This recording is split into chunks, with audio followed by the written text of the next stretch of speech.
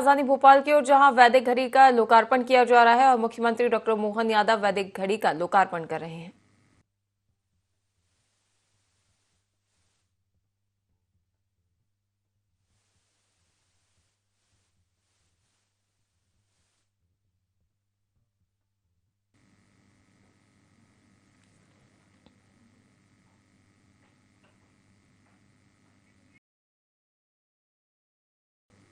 अनुरोध है कृपया मंच पर अपना आसन ग्रहण करें। आदरणीय श्री राजेश कुशवाहा जी से मेरा अनुरोध है कृपया मंच पर आसन ग्रहण करें।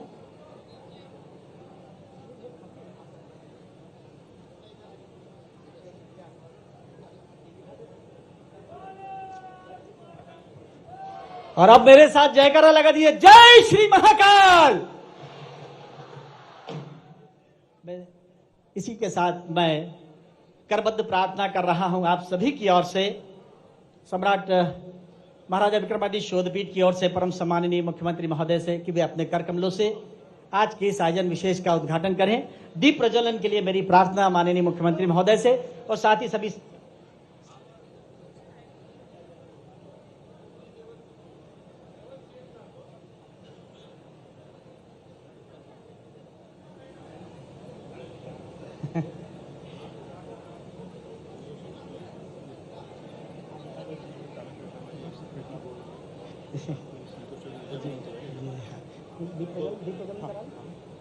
और दीप प्रज्वलन के लिए मेरी प्रार्थना होगी।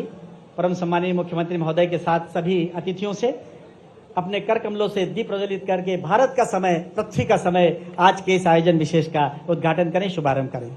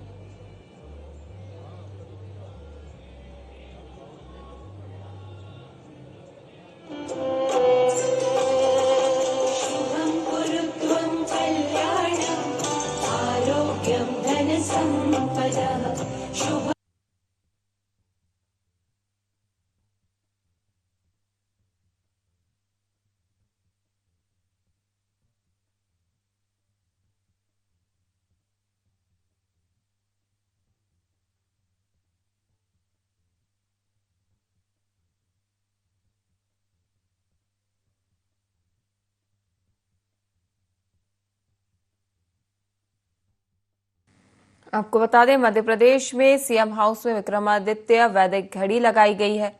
मुख्यमंत्री डॉक्टर मोहन यादव इस वैदिक घड़ी का शुभारंभ करने पहुंचे हैं। इस दिए को मान दें, आलोक आयुष्मान होगा। सिर्फ इतना भी करेंगे तो बड़ा अवदान होगा। कीजिए आभार, बारंबार आदर दीजिएगा, और एक दिए पर सैकड़ों सूरज नछावर कीजिएगा। मैं बहुत आदर के साथ परम सम्माननीय मुख्यमंत्री महोदय का अभिनंदन और स्वागत करने के लिए माननीय श्री अनुपम राजन जी से अनुरोध कर रहा हूं कि वे आएं और परम सम्माननीय मुख्यमंत्री महोदय को कुछ प्रदान करें।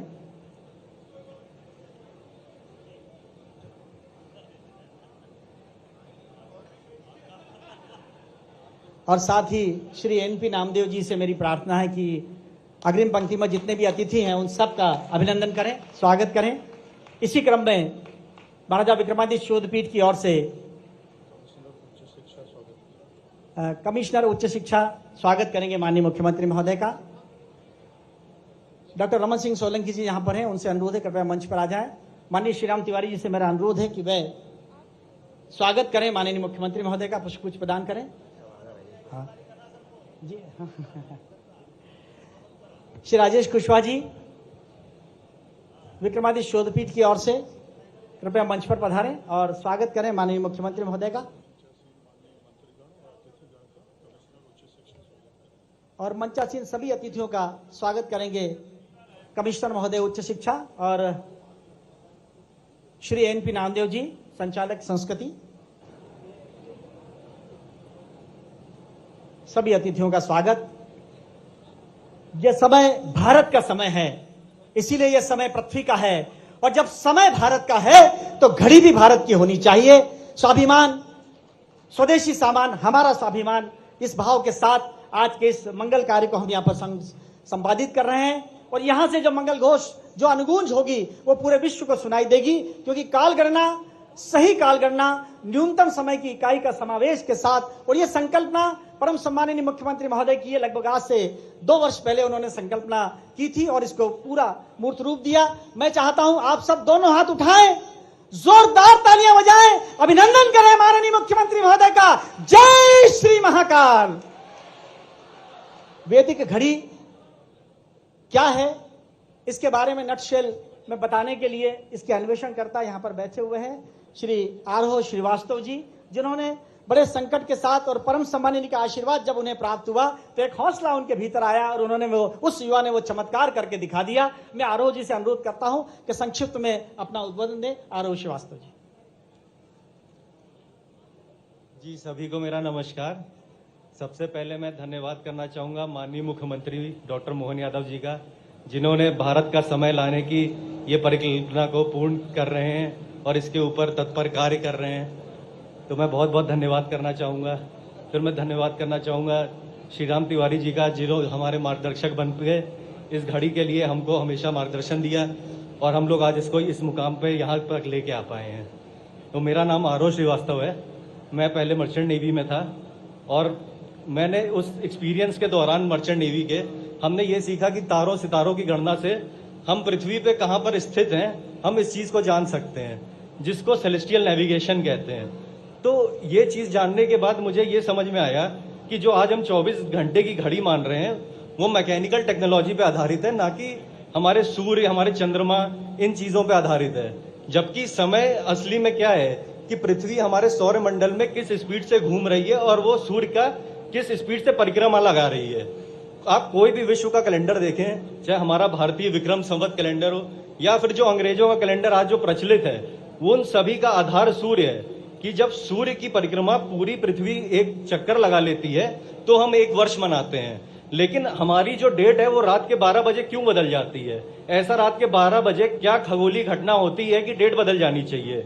अगर हमारा वर्ष सूर्य पे आधारित है तो ऐसे ही हर दिन पृथ्वी सूर्य के सामने अपनी धुरी पे भी चक्कर लगाती है, तो हमारा दिन सूर्य उदय पे क्यों नहीं बदलता? तो जब मेरे मन में ये सवाल आया तो मैंने ये जाना कि भारतीय काल गणना की परंपरा में सूर्य उदय पे ही दिन बदला जाता था और ये 24 घंटे का नहीं, जबकि 30 मुहूर्तों में हमारा दिन विभाजित है, जिसमें हर जो मुहूर्त है वो सूर्य के 12 डिग्री के ड्यूरेनल आर्क को रिप्रेजेंट करता है। मतलब कि जिस भी लोकेशन पे आप स्थित हो तो उस वहां पे जब भी 0 बजेगा हमारी घड़ी में, उस वक्त पे वहां पे सूर्य उदय ही हो रहा होगा, और जब भी उसमें 15वां मुहूर्त हो रहा होगा उस वक्त वहां पे सूर्य अस्त ही हो रहा होगा। तो ये सब चीजें जान के मुझे बहुत ही खुशी हुई कि हमारी भारतीय काल गणना इतनी ऊंचाइयों पे हजारों साल पहले पहुंच चुकी थी, जो आज की आधुनिक टेक्नोलॉजी, मैकेनिकल टेक्नोलॉजी से भी अंग्रेज नहीं बना सके। लेकिन भारत में ये टेक्नोलॉजी और ये नॉलेज के साथ हम लोगों ने प्रयास किया कि इसको टेक्नोलॉजी के माध्यम से पूरी दुनिया के सामने लाएं और सूर्य के सामने पृथ्वी किस स्पीड से स्पिन कर रही है इस चीज को स्टडी करके टाइम को निकाल पाए, जो कि हमारे ऋषि मुनियों ने हजारों वर्ष पूर्व किया था। 1884 में जो अंग्रेजों ने धोखे से हमसे प्राइम मेरिडियन हमारा छीना, और जहां पे हम लोग को इनवाइट भी नहीं किया कि भारत की काल गणना की इतनी प्राचीन परंपरा, और फिर भी इंग्लैंड ने कभी इंडिया से किसी को इनवाइट नहीं किया, भारत से किसी को इनवाइट नहीं किया उस बैठक में जो 1884 में हुई, और प्राइम मेरिडियन हमसे ले लिया गया। जबकि भारत के उज्जैन में ही वो प्राइम मेरिडियन पहले स्थित था, क्योंकि उज्जैन खगोलीय एक ऐसी स्थिति बनाता है जो कि पूरे विश्व में विशेष है, जो और कहीं नहीं बनती। जबकि इंग्लैंड सिर्फ अपनी पावर का यूज करते हुए उसने इस चीज को स्थित किया। तो जब मेरे को ये सब ज्ञान हुआ तो मैंने इस पे प्रयास किया कि मैं इस पे घड़ी बनाऊं, और डॉक्टर मोहन यादव जी ने हमारा इसके ऊपर मार्गदर्शन किया, श्री राम तिवारी जी ने हमारा इस पे मार्गदर्शन किया कि मैं इसको सफलतापूर्वक पूर्ण कर पाऊं। धन्यवाद।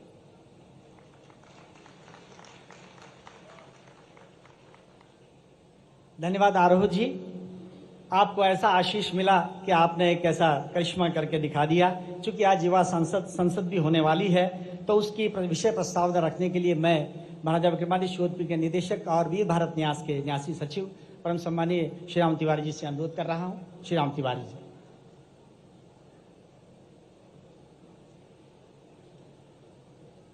मैं तो अति संक्षेप में, माननीय मुख्यमंत्री जी और सम्मानित मंच सबका स्वागत है।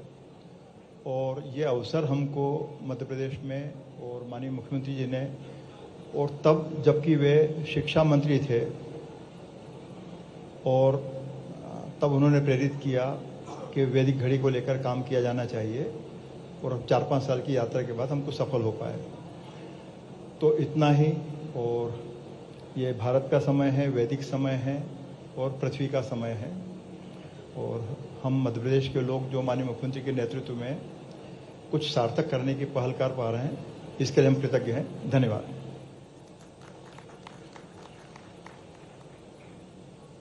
धन्यवाद आदरणीय तिवारी जी। मैं बहुत ही सम्मान के साथ सांसद भोपाल आदरणीय श्री आलोक शर्मा जी से अनुरोध कर रहा हूं इस समय पर वो अपने विचार उद्घाटित करें। श्री आलोक शर्मा जी।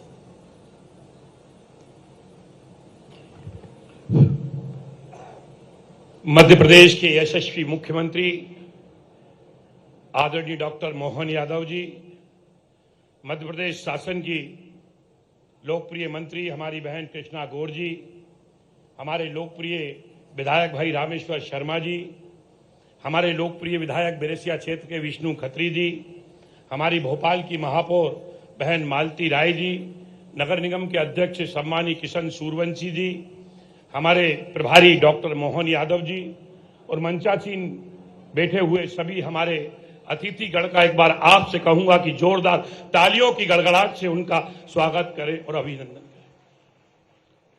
विक्रमादित्य वैदिक घड़ी लोकार्पण के अवसर पर मैं आप सबको दिल की गहराइयों से हार्दिक हार्दिक शुभकामनाएं देता हूं और बधाई देता हूं। आज मुख्यमंत्री निवास में विक्रमादित्य घड़ी का लोकार्पण हो गया है। आज से भारत का समय बदल रहा है। आज भारत प्रधानमंत्री आदरणीय नरेंद्र मोदी जी के नेतृत्व में विकसित भारत के संकल्प को लेकर आगे बढ़ रहा है। आज इस घड़ी के लग जाने के बाद हमारा देश, हमारा वतन, हमारा हिंदुस्तान, हमारा भारत सोने की चिड़िया की तरफ इस घड़ी के माध्यम से आगे बढ़ने जा रहा है। मैं इस अवसर पर यही कहना चाहता हूं कि वास्तव में जब हम मनुष्य के रूप में मां की कोख में जब आते हैं तो शरीर का निर्माण तो बाद में होता है, परंतु भगवान प्रारब्ध तो लिख देता है। अभी जब मैं मुख्यमंत्री जी के साथ आ रहा था तो मैं भाई साहब से कह रहा था कि आप बड़े सौभाग्यशाली हैं कि आज आपके हाथों से हमारी सनातन संस्कृति को आपने बढ़ाकर यहाँ पे विक्रमादित्य वैदिक घड़ी का आप लोकार्पण करा रहे हैं। एक बार जोर से माननीय मुख्यमंत्री जी का तालियों की गड़गड़ाहट से हम स्वागत करें, वंदन करें और अभिनंदन करें। एक बात और कहना चाहता हूं, हम सब सौभाग्यशाली हैं कि हमारा जन्म हिंदू समाज में हुआ है। हम संस्कृति को मानते हैं, सनातन संस्कृति के काम के ऊपर आगे बढ़ते हैं। हमारे ऋषि मुनियों ने जो आज हमको विरासत के अंदर जो विक्रमादित्य घड़ी वैदिक घड़ी सौंपी है, वो नए सिरे से आज से मुख्यमंत्री निवास के ऊपर ये लोकार्पण हो रहा है। इस घड़ी के माध्यम से हम काल गणना भी करेंगे और जो भी सूर्य, चंद्र, मंगल, बुध, गुरु, शुक्र, शनि, राहु, केतु अलग अलग जो है उसका भी अध्ययन करेंगे। हम भी नई पीढ़ी के हैं, हम सबको भी सीखने को भी मिलेगा। और हमारे यहाँ पे विद्वान बेटे हैं जिनके मार्गदर्शन के अंदर आज विक्रमादित्य वैदिक घड़ी का यहाँ पे लोकार्पण हुआ है। और वास्तव में भारत के समय की आज यहाँ के ऊपर जो पुनर्स्थापना की पहल माननीय मुख्यमंत्री जी ने की है, उनको मैं इस अवसर पर बहुत बहुत धन्यवाद देता हूं, बहुत बहुत बधाई देता हूं। धन्यवाद। धन्यवाद माननीय सांसद महोदय। हजारों साल तमाम आक्रमण हुए, आक्रांतों ने हमसे हमारा ज्ञान छीना, वैदिक काल परंपरा छीनी, लेकिन परम सम्माननीय मुख्यमंत्री महोदय ने एक ऐसी पहल की कि भारतीय ज्ञान परंपरा, शिल्प, कला, कौशल के साथ साथ तकनीक का समावेश करते हुए मणिकांचन योग स्थापित कर दिया। यह वैदिक घड़ी का जो आज लोकार्पण यहाँ हुआ है, ये केवल लोकार्पण नहीं है, सच माने में रहती दुनिया तक यह एक ऐसे इतिहास का चिन्ह बन जाएगा जिसका जिक्र इतिहास में स्वर्णाक्षरों से होगा। एक बार जोरदार तालियां बजाकर अभिनंदन करें माननीय मुख्यमंत्री महोदय का। मैं इसी क्रम में बहुत ही आदर के साथ मातृशक्ति का प्रतिनिधित्व कर रही मंच पर माननीय श्रीमती कृष्णा गौर, माननीय मंत्री महोदय से अनुरोध कर रहा हूं वे भी अपने विचार उद्घाटित करें।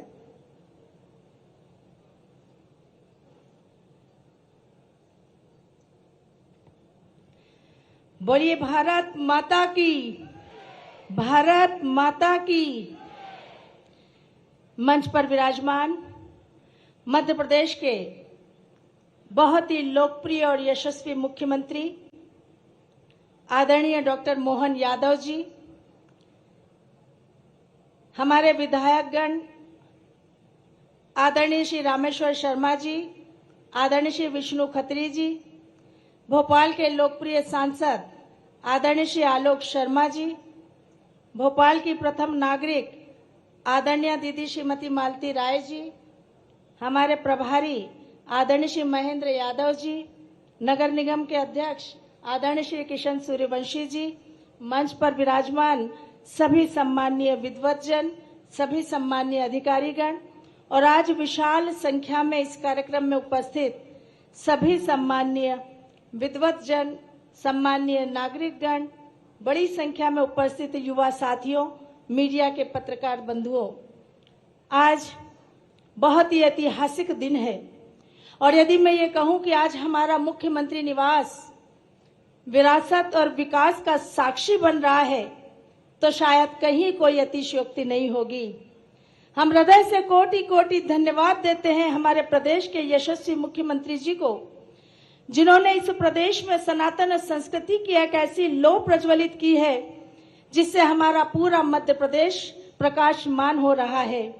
आज वैदिक घड़ी को मुख्यमंत्री निवास में स्थापित करके हमारी समृद्ध संस्कृति, समृद्ध विरासत का मुख्यमंत्री निवास पर प्रकटीकरण करना, ये निश्चित रूप से उनकी उदार सोच, उदात्त भाव का ही परिचायक है।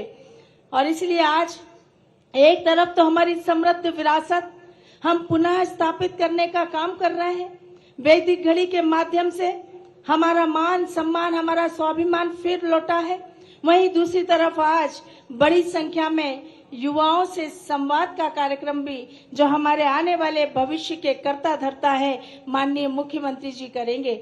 मैं आज समस्त युवा साथियों से कहना चाहूंगी कि भविष्य आपके कंधों पर टिका हुआ है और मध्य प्रदेश में इस समय माननीय मुख्यमंत्री जी के नेतृत्व में जिस प्रकार से इस प्रदेश के युवाओं को अवसर मिल रहे हैं, वो निरंतर आगे बढ़ते हुए दुनिया में अपना नाम रोशन कर रहे हैं। आज समस्त युवाओं के सम्मान में कहना चाहूंगी कि हमारे सामने बैठी ये विशाल युवा शक्ति वह युवा शक्ति है जो हर परिवर्तन के लिए उत्तरदायी है, जिसका जोश तूफानों से टकराने का मादा रखता है, जिनके इरादे पर्वतों तक को बुना कर देते हैं, जिसका नेतृत्व मर्यादा पुरुषोत्तम भगवान श्री राम ने किया था, तो जिसका प्रतिनिधित्व विश्व में हिंदुत्व के ध्वजवाहक रहे स्वामी विवेकानंद जी ने किया था। मेरे सामने बैठी ये युवा शक्ति को मैं कोटि कोटि प्रणाम करती हूँ और आप सबसे यही आह्वान करती हूँ कि जब मध्य प्रदेश के युवा मुख्यमंत्री का संबल आपके साथ है तो आपके भविष्य को, आपके सपनों को पंख लगने से कोई रोक नहीं सकता। आप खूब आगे बढ़े। ये देश प्रधानमंत्री श्री नरेंद्र मोदी जी के कुशल नेतृत्व में 2047 में विकसित देश बने, विश्व का नेतृत्व करने वाला देश बने, वो अवसर आप सबको इस समय उपलब्ध हो रहे हैं। हम सब मिलकर इस अवसर का पूरा लाभ उठाएं और जिस प्रकार का वातावरण आज मध्य प्रदेश में माननीय मुख्यमंत्री जी के नेतृत्व में हो रहा है, निश्चित रूप से वो हमारे लिए बहुत बड़ी पहल है। मैं एक बार पुनः हृदय से माननीय मुख्यमंत्री जी को, पूरी टीम को, पूरे विभाग को बहुत बहुत बधाई देती हूँ कि आज विरासत और विकास के इस अद्भुत उदाहरण को हम सबके सामने यहाँ प्रस्तुत किया है, जो आने वाले समय में निश्चित रूप से मध्य प्रदेश के लिए मील का पत्थर साबित होगा। बहुत बहुत धन्यवाद। जय हिंद।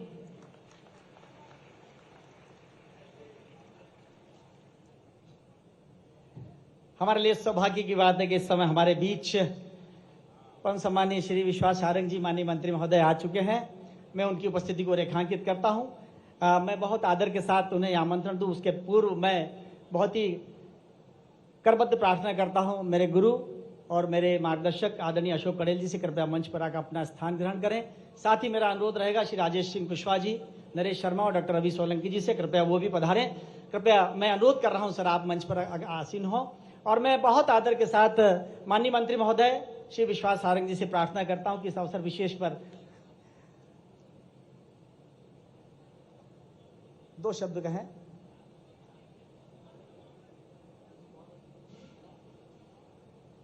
स्वागत कर रहे हैं हम संस्थान की ओर से।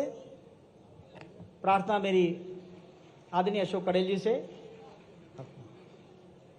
बहुत बहुत धन्यवाद।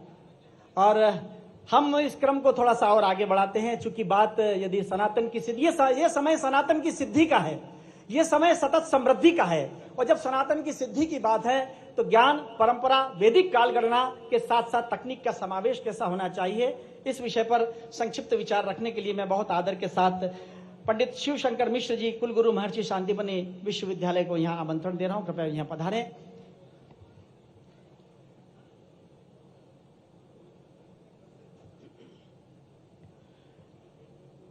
आदरणीय संस्कृति, सभ्यता, परंपरा और भारतीयता के संरक्षण में सतत समर्पित मध्य प्रदेश के यशस्वी माननीय मुख्यमंत्री जी, मंच पर विराजमान आदरणीय सांसदगण, विधायकगण, जनप्रतिनिधि और मंच पर विराजमान समस्त कुलगुरु आचार्यगण, समस्त अधिकारीगण और यहाँ पर बड़ी मात्रा में पधारे हुए समस्त सनातन पद्धति के पुजारियों, यह अत्यंत प्रसन्नता का विषय है कि हम जिस समय, जिस परिधि, जिस परंपरा में इस समय जी रहे हैं वह भारत का युग है, वह भारतीयता का और भारतीय चिंतन, भारतीय संस्कृति का युग है।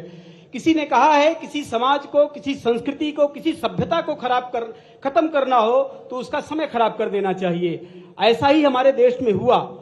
हमारी देश की संस्कृति को, सभ्यता को, परंपरा को नष्ट करने के लिए हमारी काल गणना को नष्ट कर दिया गया और हम एक ऐसी काल गणना में जीने लगे जिसके हम वस्तुतः जिस प्रकृति के हम हैं नहीं। भारत की जो प्रकृति है, भारत का जो समाज है, भारत के जो जीवन शैली है, भारत के जो पर्व हैं, भारत के जो त्योहार हैं, वो सब वैदिक काल गणना के अनुसार ही हम जीते हैं। लेकिन दुर्भाग्य से हमारा वर्ष शुरू होता है जनवरी से, दुर्भाग्य से हमारी छुट्टी होती है संडे को, जबकि होना क्या चाहिए कि हमारे भारत में, भारत की संस्कृति के अनुसार जो भारतीय काल गणना है, हमारी शुरुआत चैत्र से होना चाहिए।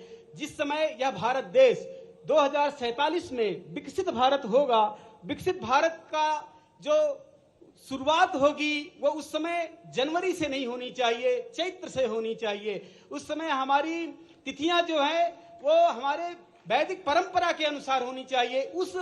उस विकसित भारत की हम कल्पना कर रहे हैं। माननीय हमारे मुख्यमंत्री जी ने उस संस्कृति को आगे लाने के लिए एक बहुत बड़ा कार्य किया है। वस्तुतः यह जो कालगणना का सिद्धांत है वह वेदों में बहुत विस्तार से वर्णित है। सूर्य आत्मा जगतस्तस्य यह मंत्र है जो कहता है कि यह गमनशील जगत और स्थिर जो जगत है, स्थिर जो वस्तुएं हैं, इन सब वैदिक काल गणना के अनुसार ही इनकी व्यवस्था है। आप विचार कीजिए, भारत में काल गणना की इतनी सूक्ष्म पद्धति थी कि एक त्रुटि जो कि 16,875 त्रुटियों के बराबर एक निमेष होता था, ऐसे ही 18 निमेष की एक काष्ठा होती थी, 30 काष्ठा की एक कला होती थी, 30 कलाओं का एक मुहूर्त होता था, 30 मुहूर्त का एक अहोरात्र होता था और इस क्रम से वर्ष होते थे। वर्ष के क्रम से युग होता था, महायुग होता था, कल्प होता था। कितनी बड़ी व्यवस्था थी हमारे भारत में काल गणना की, लेकिन दुर्भाग्य से हम केवल जनवरी और संडे मंडे तक सीमित रह गए। आप विचार कीजिए कि कितनी 1000 कमल के पत्रों पर एक सुई के भेदन करने से, एक सुई के भेदने पर कितना कम सेकंड लगते हैं, लेकिन 1000वें पत्र के भेदन में जो काल है और प्रथम पत्र के भेदन का जो काल है वो बिल्कुल अलग है। आप विचार कीजिए कि हमारे ऋषियों ने, हमारे आचार्यों ने, हमारे ज्योतिर्विदों ने, हमारे खगोल शास्त्रियों ने काल की कितनी सूक्ष्मतम विवेचना की थी। मैं निश्चित रूप से माननीय मुख्यमंत्री जी के इस वैदिक घड़ी के उद्घाटन से, वैदिक घड़ी के लोकार्पण से ऐसा अनुभव कर रहा हूं कि यह देश एक समय ऐसा आएगा जो भारतीय संस्कृति के अनुसार, भारतीय चिंतन के अनुसार और भारतीय परंपरा के अनुसार ही अपने जीवन को आगे बढ़ाएगा। वही सचमुच सच्चे अर्थों में भारत होगा, वही भारत का, विकसित भारत की वही संकल्पना होगी। इतना कहते ही मैं समागत समस्त लोगों को प्रणाम करता हुआ विराम करता हूं। धन्यवाद।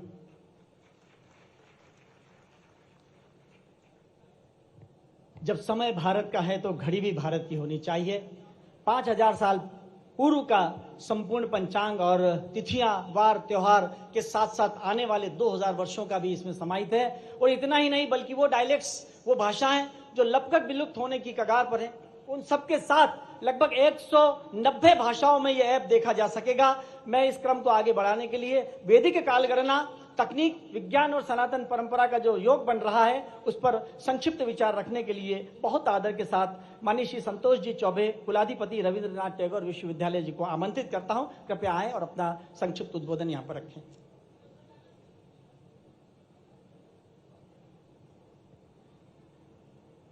आज के इस बहुत शुभ अवसर पर मंच पर हमारे साथ विराजमान माननीय मुख्यमंत्री जी, सभी माननीय मंत्रीगण और सांसद विधायकगण, भोपाल के शिक्षा जगत के हमारे सभी वाइस चांसलर्स, इस शुभ अवसर पर मैं आप सबको बहुत धन्यवाद देता हूं, बधाई देता हूं और विशेषकर माननीय मुख्यमंत्री जी को इस बात के लिए बहुत सारी शुभकामनाएं और बधाई देता हूं कि उन्होंने भारतीय ज्ञान परंपरा का एक जीवित उदाहरण यहाँ प्रस्तुत किया है। अभी जब आविष्कारक अपनी बात कह रहे थे तो मुझे याद पड़ता है कि भारत में विज्ञान की एक बहुत समृद्ध परंपरा है। कोपरनिकस 1300-1400 वर्ष में जब ये बात कहते हैं कि पृथ्वी सूरज के आसपास घूमती है, तो मुझे आर्यभट्ट की याद आती है, जिन्होंने कहा चौथी शताब्दी में कि पृथ्वी जो है वो सूरज के आसपास घूमती है और पूरी काल गणना को भारत में खगोल शास्त्र की दृष्टि से देखा गया था। मित्रों, भारत को यह बताया गया कि आप वैज्ञानिक देश नहीं हैं, बल्कि आप एक तरह के धार्मिक देश हैं। ये बहुत ही गलत अवधारणा थी जो हमारे सामने विदेशियों ने, विशेषकर अंग्रेजों ने प्रस्तुत की। हमारे यहाँ चरक हुए, हमारे यहाँ सुश्रुत हुए, हमारे यहाँ आर्यभट्ट हुए। हमारा अपना विज्ञान बहुत ही मजबूत विज्ञान था और उसके बाद आप देखते हैं कि स्वतंत्रता आंदोलन के दौरान भी जगदीश चंद्र बसु ने या कि सीवी रामन ने या कि बाकी अन्य वैज्ञानिकों ने भारत के विज्ञान को आगे बढ़ाने में बहुत मदद की। तो ये जो वैदिक घड़ी की बात हो रही है या वैदिक घड़ी आज लोकार्पित हो रही है, ये इतना बड़ा कदम मुझे आगे दिखता है जो भारतीय विज्ञान को, भारतीय ज्ञान परंपरा को बहुत मजबूती के साथ स्थापित करेगा। लगभग 75 वैज्ञानिकों, ऋषियों को विक्रमादित्य शोध संस्थान ने आइडेंटिफाई किया है और ये विक्रमादित्य शोध संस्थान के द्वारा प्रस्तुत वैज्ञानिक हैं जो बताते हैं कि भारतीय ज्ञान परंपरा कितनी बड़ी है और विज्ञान में भारत कितनी बड़ी हस्ती बन सकता है। आधुनिक विज्ञान में भी आप अंतरिक्ष में, परमाणु में उतने ही बड़े आदमी हो चुके हैं जितना कोई और देश होता है। तो इस अवसर पर मैं सभी लोगों को बहुत शुभकामनाएं देता हूं, सभी युवाओं को बहुत बधाई देता हूं और ऐसा मानता हूं कि ये भारतीय ज्ञान परंपरा को आगे बढ़ाने के लिए, भारतीय विज्ञान परंपरा को बढ़ाने का एक बहुत बड़ा कदम है और माननीय मुख्यमंत्री जी को इसके लिए बहुत बहुत बधाई और शुभकामनाएं देता हूं। बहुत धन्यवाद।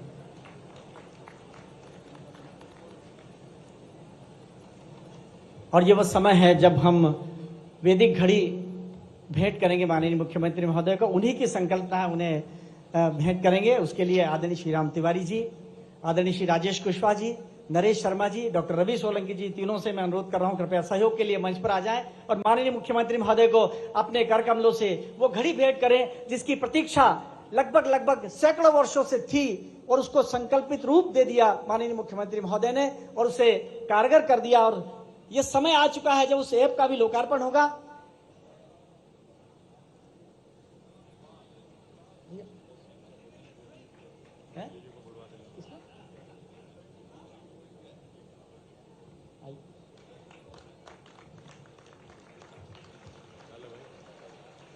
तालियां कम हैं, ये वो समय है जो इतिहास में दर्ज होगा।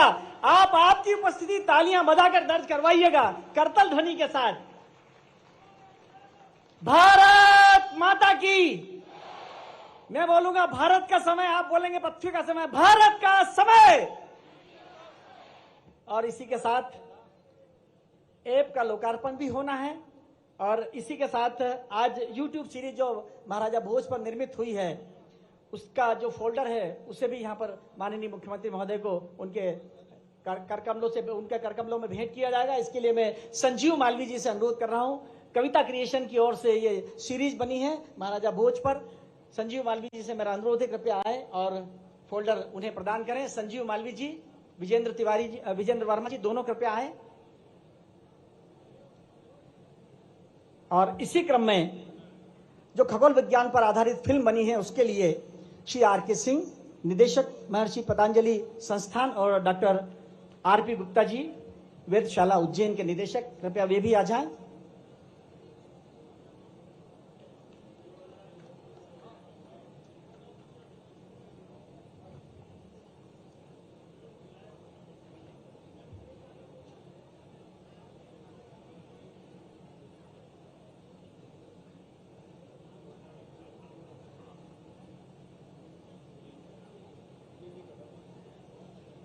खगोल विज्ञान पर आधारित जो फिल्म का निर्माण हुआ, उसके सीडी का लोकार्पण परम सम्मानीय मुख्यमंत्री महोदय के करकमलों से, उसके लिए मैं प्रार्थना कर रहा हूं आर.के. सिंह साहब से कि वे अपने करकमलों से इसे विमोचित कराएं, इसे लोकार्पित करें। भारतीय ज्ञान परंपरा नई शिक्षा नीति 2020 के तहत ज्ञान, शिल्प, कला, कौशल को इसमें समाहित किया गया और ध्वजवाहक बने मध्य प्रदेश के शीर्ष व्यक्तित्व माननीय मुख्यमंत्री महोदय, जिन्होंने सबसे पहले इसे लागू किया, और उसी का एक अनुक्रम, उसी की एक पहल, उसी का एक कदम कि खगोल विज्ञान को यह मान्यता मिली। मैं संक्षिप्त उद्बोधन के लिए माननीय मंत्री महोदय श्री विश्वास सारंग जी से अनुरोध कर रहा हूं। माननीय विश्वास सारंग जी।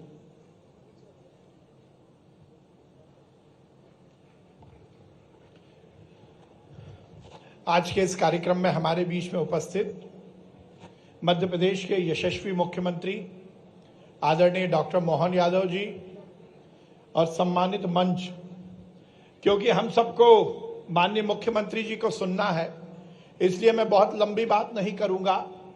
पर कहा जाता है कि भविष्य उसी राष्ट्र, उसी राज्य का सुव्यवस्थित रहता है जो अपने इतिहास को पूरी तरह से आत्मसात करते हुए अपनी संस्कृति को आत्मसात करता है। हमारे देश के यशस्वी प्रधानमंत्री जी ने नारा दिया है, विकास के साथ विरासत। विरासत भी हो, विकास भी हो। और हमारी संस्कृति, जिसके बारे में हम ताकत के साथ कह सकते हैं कि दुनिया को यदि सही दिशा कुछ दिखा सकता है तो केवल और केवल वो सनातन संस्कृति है।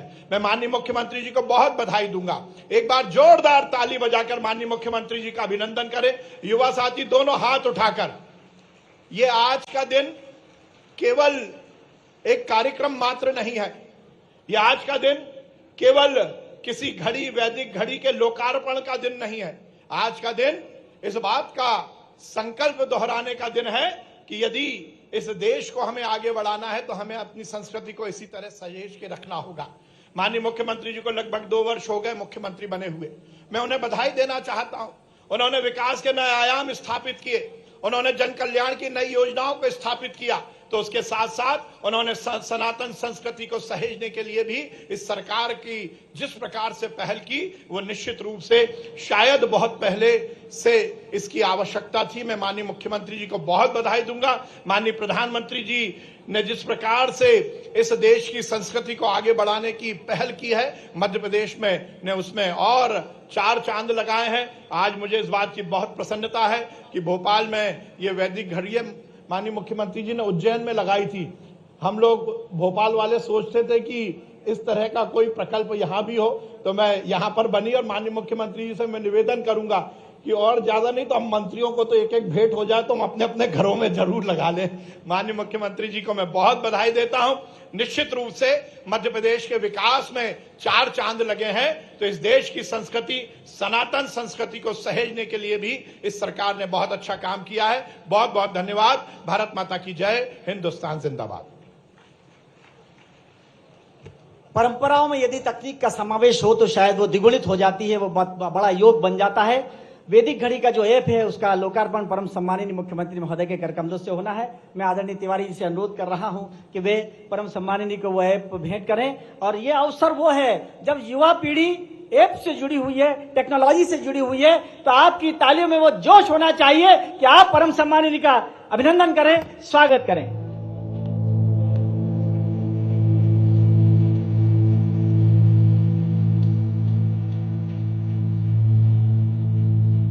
संभवतः जिसकी कल्पना नहीं की गई थी, उस कल्पना को साकार करने वाले हमारे माननीय मुख्यमंत्री महोदय, स्वप्नद्रष्टा जिन्होंने इसे साकार कर दिया।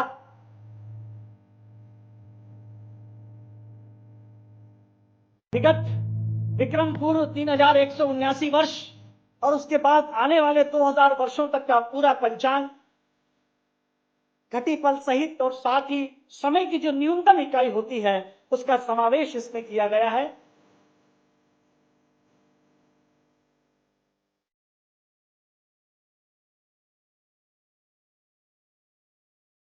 युवा पीढ़ी जो यहाँ बैठी हुई है उसे शायद अचंभा लगेगा क्या ऐसा भी संभव था, और ऐसा संभव कर दिया है माननीय मुख्यमंत्री महोदय की उस संकल्पना ने जो आज से 2 वर्ष पूर्व उन्होंने की थी उसे साकार कर दिया।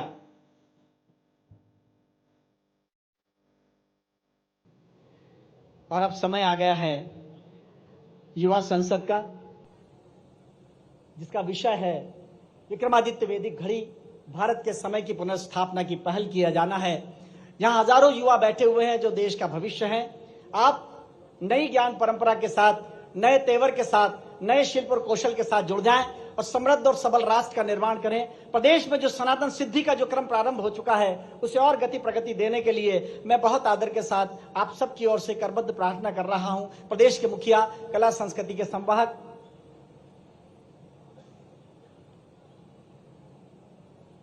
माननीय डॉक्टर मोहन यादव जी से मैं उन्हें आमंत्रण दूं। मैं चाहूंगा कि आप सबकी जोरदार तालियां उन्हें आमंत्रण दें। हम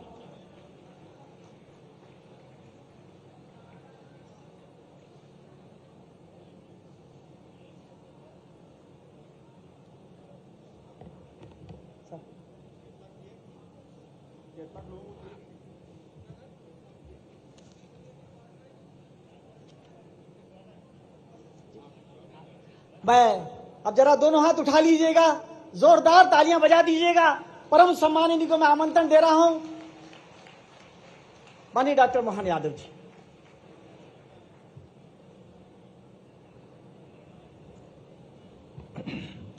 आज के इस विशेष दिन पर हमारे बीच मंच पर विराजमान माननीय मंत्री विश्वास सारंग जी, माननीय मंत्री श्रीमती कृष्णा गौर जी, माननीय सांसद आलोक शर्मा जी, माननीय पूर्व प्रोटेम स्पीकर माननीय वर्तमान विधायक माननीय रामेश्वर शर्मा जी, माननीय विधायक विष्णु खत्री जी, माननीय महापौर श्रीमती मालती राय जी, इस अवसर पर पद्मश्री डॉक्टर भगवतीलाल राजपुरोहित जी, हमारे कुलगुरु जी, इस अवसर पर एक और माखनलाल यूनिवर्सिटी के भी कुलगुरु जी माननीय तिवारी जी, मंच पर बैठे हमारे प्रभारी महेंद्र सिंह जी, सभापति किशन जी, राजेश कुशवाहा जी, रवि सोलंकी जी, नरेश शर्मा जी, इस मंच पर जीवनलाल ठाकुर जी, और इस अवसर पर माननीय वीर जी, और नाम पीछे भी काफ़ी है और आगे भी हैं, सभी माननीय कुलपतिगण, सभी अलग अलग विषयों के विशेषज्ञ, वैज्ञानिक, डायरेक्टर, हमारे डीजी, एमपी, सीएसटी, इस अवसर पर मौजूद समस्त आगंतुक अतिथिगण और आप सब। आज का विषय विक्रमादित्य वैदिक घड़ी का, मैं कोई बहुत इसका विद्वान व्यक्ति नहीं हूं, लेकिन कुछ विषय जरूर आपके बीच में, हमारे बीच में आना चाहिए। कालगणना की दृष्टि से लेकर के हमारे लिए आज के समय में जब हम बात कर रहे हैं तो ये कालगणना 300 साल पहले तक हमारे देश से दुनिया में जाती थी, और देश से दुनिया में जाने का तरीका भी हम सबको दोहराने की जरूरत नहीं है। हम सब सौभाग्यशाली हैं कि हमारे अपने व्रत त्योहार भी, जितने त्योहार जन्माष्टमी से लेकर के ये सारे त्योहार अंग्रेजी तिथि से नहीं आते। संयोग से वो अंग्रेजी तिथि पड़ती है तो हम मान लेते हैं कि ये अंग्रेजी तिथि की है, लेकिन अंग्रेजी तिथि वो बदलती रहती है। लेकिन अगर हम ये देखें कि हमारे वर्ष की गणना का जो हिसाब तिथियों के माध्यम से बनाया गया, तो ऋतुओं को भी बांध के रखा है। हमारी 6 ऋतुएं हैं और 6 ऋतु कमोबेश उसके आसपास ही घूमेगी। सावन के महीने में वर्षा आएगी तो आना ही आना है, भादवा में झड़ी लगेगी तो अब हमसे ज्यादा कौन जानेगा मध्य प्रदेश में, जहां देखो वहां बांध भर ही रहे कि नहीं भर रहे, चारों तरफ से पानी पानी आ रहा है। तो ये जो भादव की झड़ी, सावन का हरा और कुंवार के कार्तिक से जो एक एक महीने का हिसाब किताब, अगर हमारे लिए 15 दिन अधिकतम जो अपना अधिक मास तीसरे साल जाकर के तिथि गणना के हिसाब से, अगर वो, अब ये अलग बात है कि CF जून 30 के, बाकी के 31, 28 की फरवरी, चौथे सन 29, ये अंग्रेजी सिस्टम में आए तो सही लाइन पे, लेकिन आए तो हमारे बाद ही आए।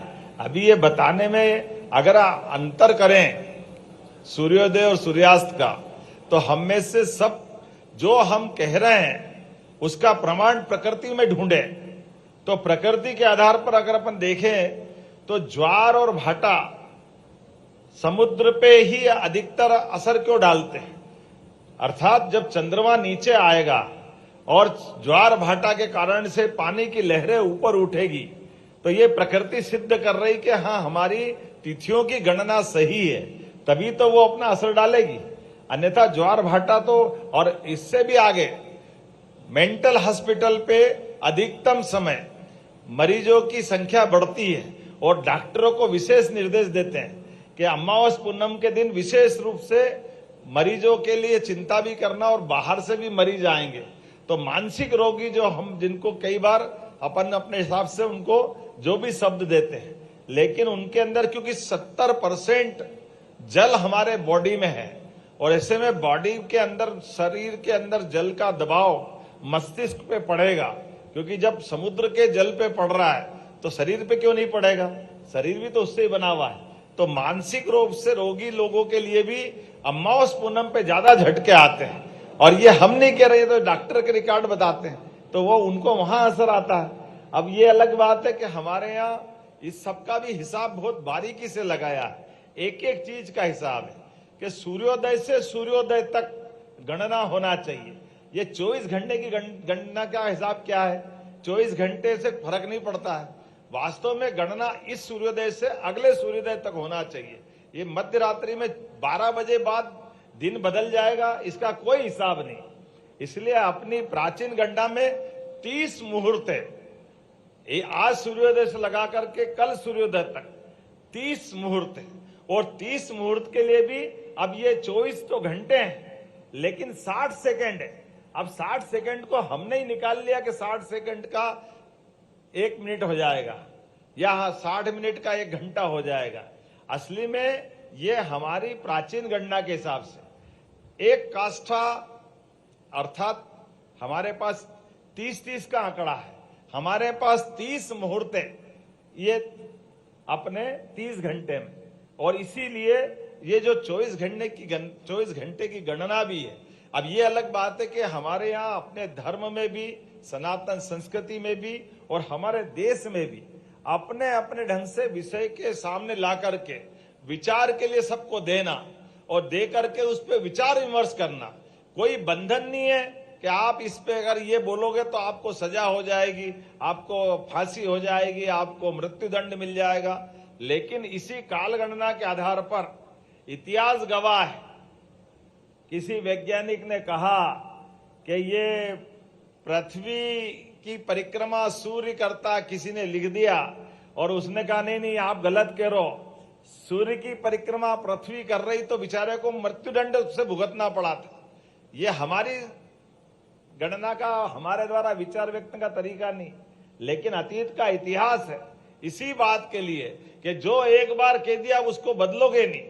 अरे भाई क्यों नहीं बदलना चाहिए, काल के साथ कई सारी चीजें सही रूप में सामने आती है तो आना भी चाहिए। लेकिन आज उन सारी बातों को करने के लिए जब हमने अपने काल गणना के आधार पर, और कितनी वैज्ञानिक तरीके से बात निकाली जाती है, खगोल की जानकारी के लिए अगर सूर्य की गति देखना है तो सूर्य की तरफ आंख उठा के तो नहीं देख सकते थे, तो सूर्य की गति को सूर्य के आधार पर बनने वाली छाया से देखा जा सकता है।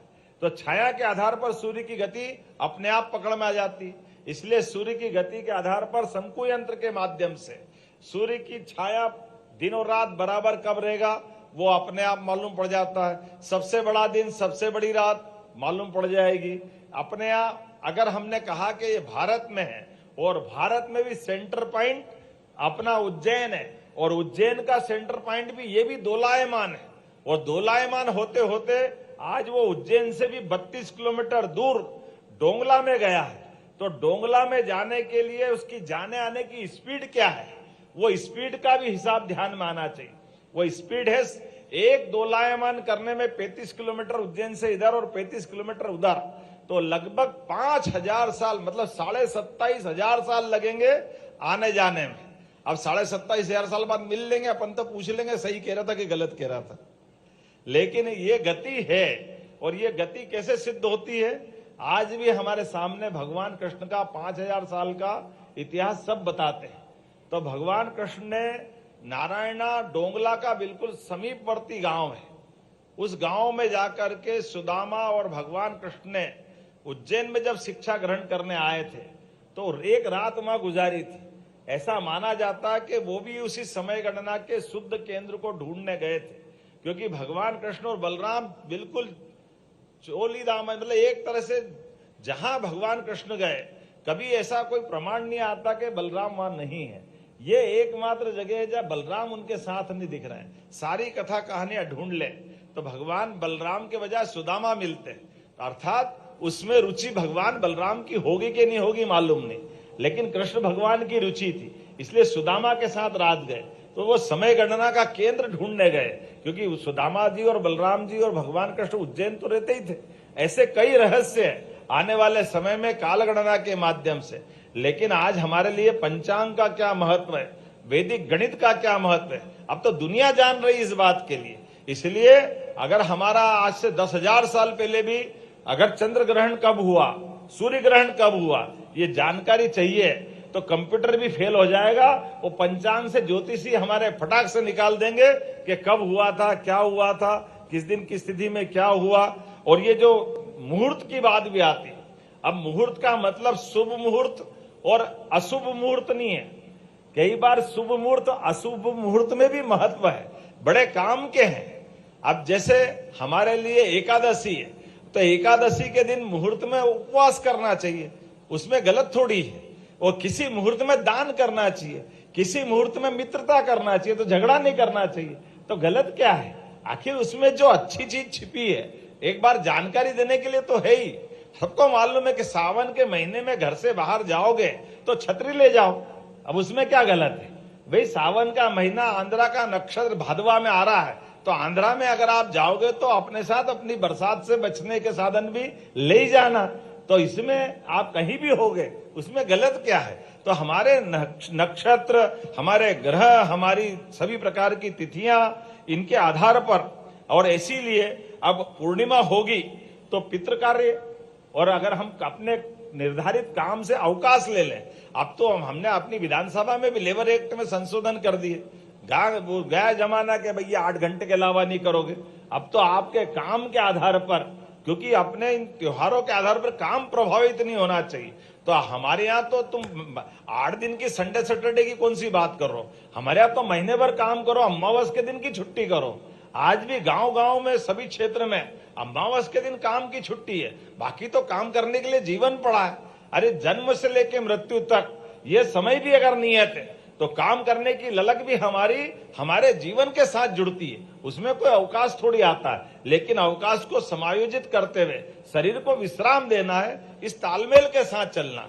तो हमारे लिए परमात्मा की दया से ऐसे कई सारे काम है। लेकिन आज मैंने दूसरी बात कर दी, मुझे तो आनंद यह आया है जब आज अपने इस सीएम हाउस के रास्ते पर, ये सीएम हाउस मेरा नहीं, ये सीएम हाउस 9 करोड़ जनता का, प्रदेश की जनता का ये अपना मुख्यमंत्री हाउस, आप सबके अधिकार के माध्यम से हमारी पार्टी पे भरोसा करने के कारण से, हमारी सरकार के मुखिया के नाते से अगर हम यहाँ आए तो स्वाभाविक रूप से हमारे अतीत के गौरवशाली पृष्ठों को भी अपने राज्य की राजधानी तक आना चाहिए।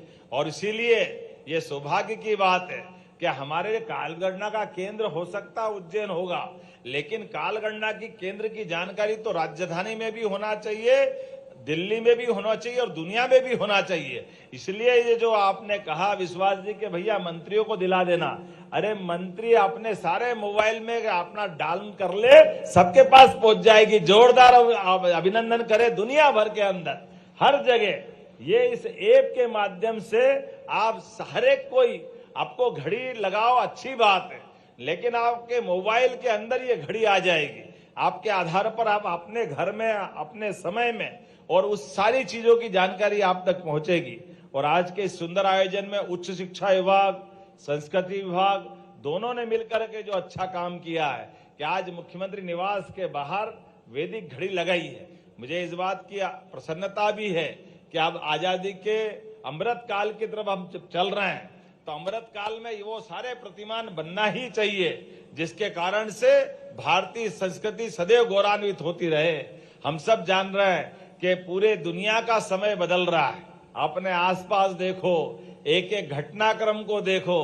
बदलते दौर में हम ये भी देख रहे हैं, था समय पश्चिम का जब तक था, लेकिन पूरब का समय आया है, हमने कल ही देखा। जोरदार अभिनंदन करें माननीय यशस्वी प्रधानमंत्री मोदी जी का, जो देश के सामने और देश को लेके दुनिया के सामने अपने दृष्टिकोण को लेके आगे बढ़ रहे हैं। जब वो स्वदेशी के भाव को बढ़ा रहे हैं तो एक एक ऐसे मान बिंदुओं पर हमको गर्व होना चाहिए। हम अपने उस प्राचीन इतिहास पे भी गर्व होना चाहिए और आधुनिक समय की चुनौतियों से निपटने के लिए दुनिया के अंदर भारत की अच्छाइयों को लेकर के जाने का यही समय है, सही समय है। ऐसे समय में जब दुनिया के अंदर बदलते दौर में भारत का मान सम्मान बढ़ाने के लिए यशस्वी प्रधानमंत्री आगे बढ़ रहे हैं। हम याद करें प्रधानमंत्री के 2014 के सरकार बनाने के बाद ही 6 महीने से भी कम समय में दुनिया के अंदर उन्होंने यूनेस्को के माध्यम से योग को पुनर्स्थापित करने का प्रयास किया था। जोरदार अभिनंदन करें माननीय प्रधानमंत्री जी का। जब हमने अपने योग को दुनिया के अंदर बांटा, हमारी अपनी संस्कृति केवल भारत के लिए नहीं है, हमारा अपना ज्ञान कौशल विशेषता केवल भारत के लिए नहीं, ये समूची मानवता के लिए है। और इसलिए समूची मानवता के लिए ऐसे सभी अच्छे कामों को लेकर के माननीय प्रधानमंत्री जी के नेतृत्व में हमारी सरकार लगातार काम कर रही है। इसीलिए आज के इस अवसर पर यह विक्रमादित्य काल को इसलिए याद किया जाता है कि 2000 साल पहले सुशासन का उच्चतम मापदंड सम्राट विक्रमादित्य के काल में स्थापित हुआ था। और बदलते दौर में जिस समय का समय चल रहा है, यशस्वी प्रधानमंत्री के नेतृत्व में एक तरह से वो सुशासन का ही कार्य चल रहा है। जब एक एक मंत्रालय, एक एक उनके लिए गए निर्णय, प्रत्येक निर्णय से देश गौरवान्वित होता है। किसी कारण से कोई वैज्ञानिक अभियान फेल होता है तो यशस्वी प्रधानमंत्री स्वयं इसरो में जाकर के वैज्ञानिक का हिम्मत बढ़ा करके हमारे लिए वैज्ञानिकों के प्रति दृष्टिकोण क्या होना चाहिए वो हमारी हिम्मत बढ़ाते हैं। देश के दुश्मन अगर टेढ़ी निगाह पहुंचाए तो घर में घुस के मारने का रिकॉर्ड भी यशस्वी प्रधानमंत्री के माध्यम से बनता है। हमें इस बात का भी गर्व है।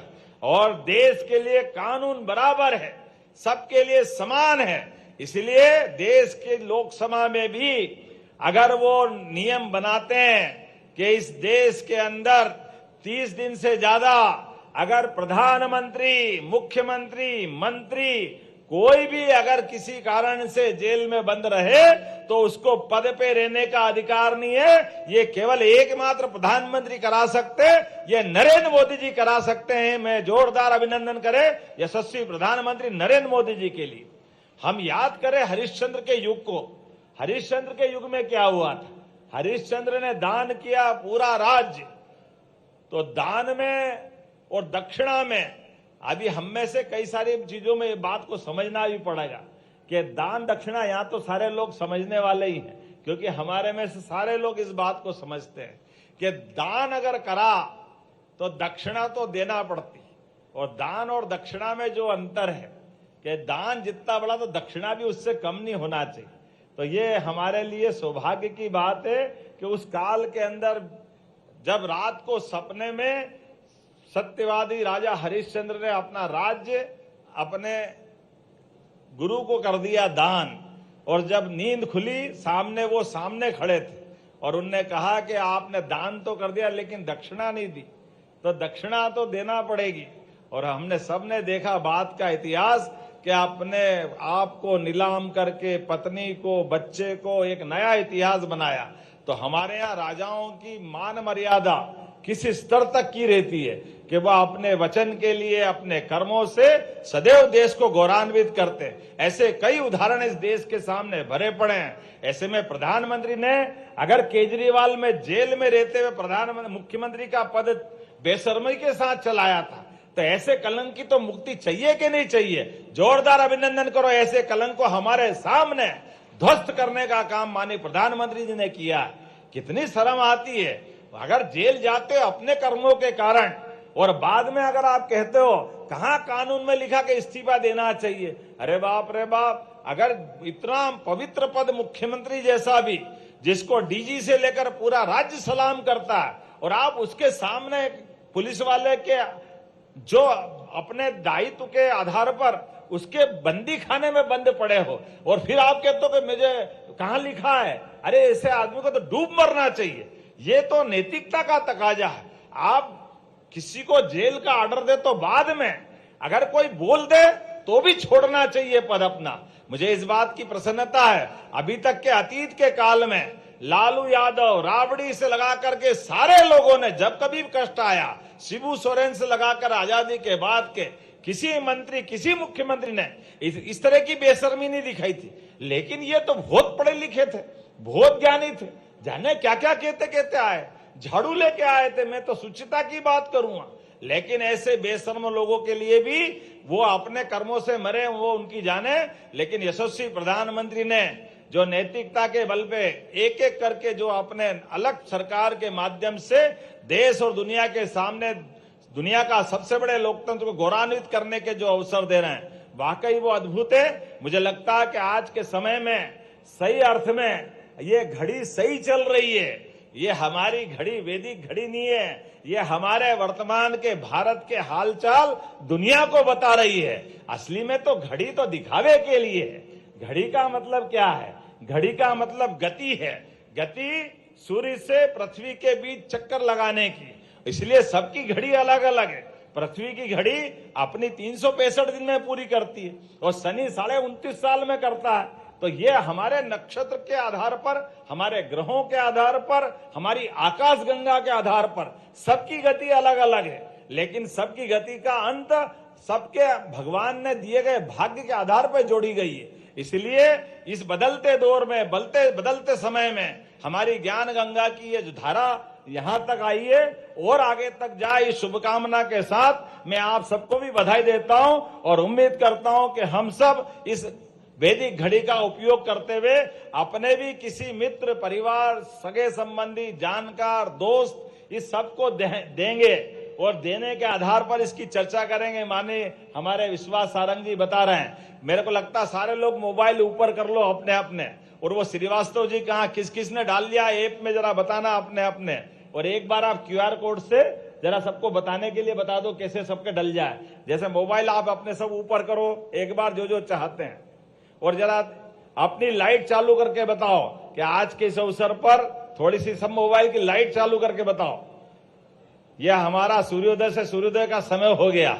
यह है सूर्योदय का समय जिसको हम ये वैदिक घड़ी की आवश्यकता है।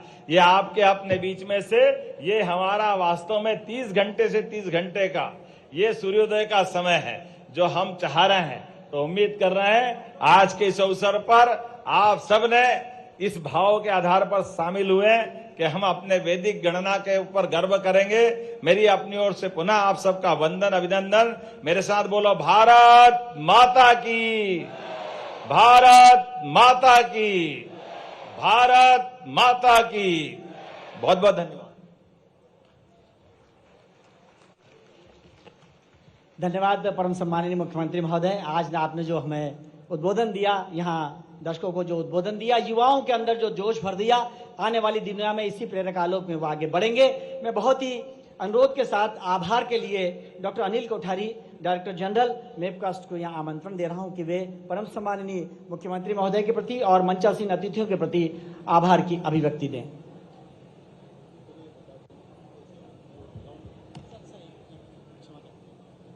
मैं 1 मिनट का समय और लूंगा, क्षमा चाहता हूं। अनिल कोठारी जी, आरोह श्रीवास्तव जी आपको बताएंगे कि इस ऐप को कैसे डाउनलोड देना है। आप तैयार हैं?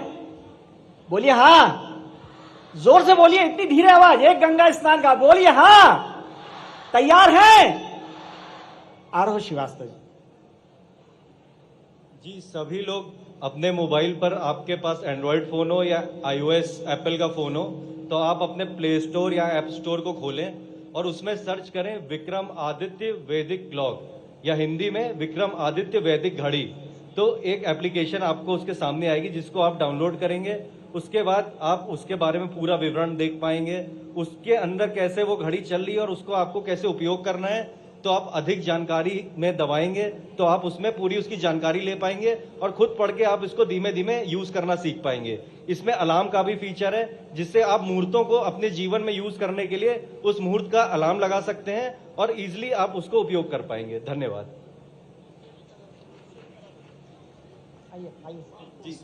जी, और सभी के पास एक ब्रोशर होगा, जिस ब्रोशर के सबसे पीछे एक QR कोड दिया हुआ है।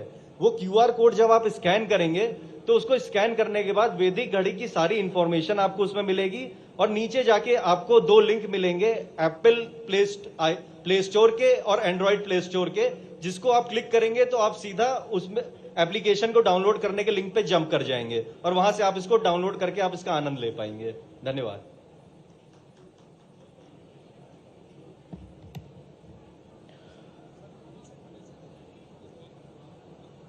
मैं निवेदन करूंगा मेरी टेक्निकल टीम से कि जो QR कोड है उससे स्क्रीन पर प्ले कर दें। QR कोड को स्क्रीन पर प्ले करें ताकि आपको और ज्यादा सुलभता हो जाएगी।